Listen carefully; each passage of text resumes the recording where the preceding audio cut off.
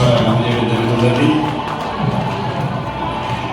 సాయి శంకర్ గారు చక్కటి నటన కౌశలంతో అనేక నాటకాల్లో విశిష్టమైన పాత్రలు పోషిస్తూ ప్రజలని ఆకర్షించడం జరుగుతుంది.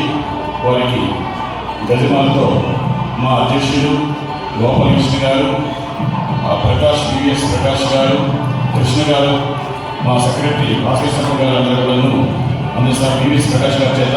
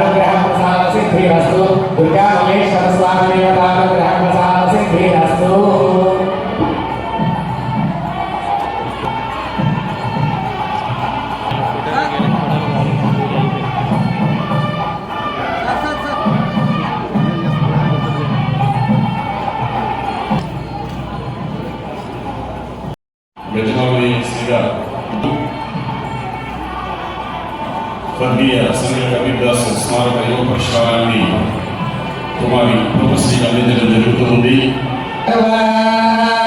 కళ్యాణి తరువా తరువా కళ్యాణి కళ్యాణి తరువా శోభానే శోభానే తరువా కళ్యాణి కళ్యాణి తరువా శోభానే తరువా శోభానే శోభానే తరువా శక్తి శతమేనమేవ శతాత్మానం భవతి. పొన్నపల్లి సాయి శంకర్ అలా అన్నం కంటే కృష్ణ గారి అబ్బాయి సాయి అంటే బాగా తెలిసింది కదా. పౌరాణిక నాటక రంగంలో సాయి అంటే బాగా తెలిసింది.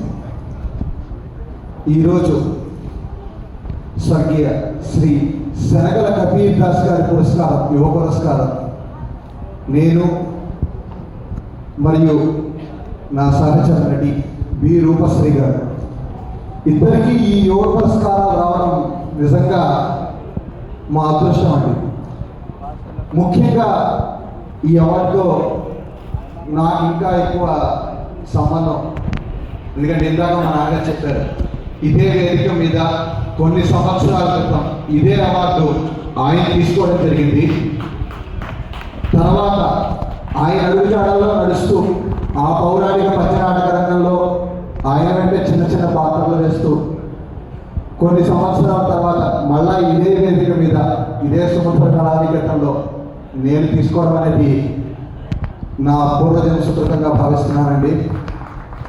దీనికి ముఖ్య కారణమైన నా కుటుంబం, నా సహచరులు మరియు ముఖ్యంగా ఈ సుమంత్ర కళానికేతన్ వారికి శిరస్సు వచ్చి నమస్కరిస్తూ ధన్యవాదాలు సెలవు తీసుకుంటున్నానండి. వేదిక మీద ఉన్న పెద్దలకు అలాగే ప్రేక్షకులకు నా నమస్కారాలు. ఈ యువ పురస్కారం అనేది ఇంతమంది పెద్దల మధ్య నాకు దక్కడం, ఇలాంటి అవకాశం ఇచ్చిన సుముద్ర కళానికేతన్ వారికి నా పాదాభివందనాలు సార్. అలాగే పివి భాస్కర్ శర్మ సార్కి కూడా ధన్యవాదాలు. ముఖ్యంగా నేను ఈ స్టేజ్ మీదకున్న ఫస్ట్ దానికి కారకులు మా గురువు గారు డాక్టర్ పివిఎన్ కృష్ణ గారు. సార్కి ఎన్ని థ్యాంక్స్ చెప్పినా చాలా తక్కువే.